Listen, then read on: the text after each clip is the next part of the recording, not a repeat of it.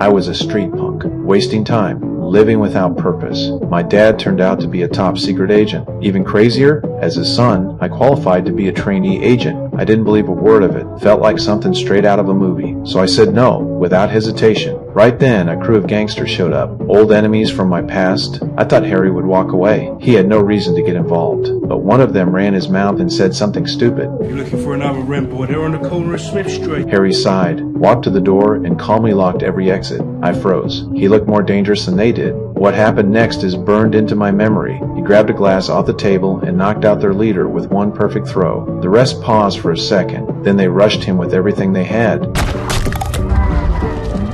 They couldn't land a single hit. That black umbrella in Harry's hand moved like an extension of his body. Every move was sharp, fluid, and calm. He fought like he was dancing.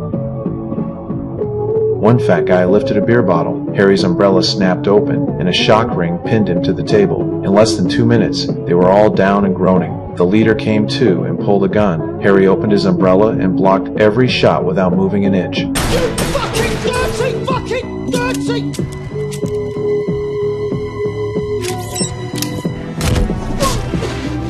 The bar owner panicked and reached for the phone. Harry twisted his watch, and a memory dart hit the guy in the neck.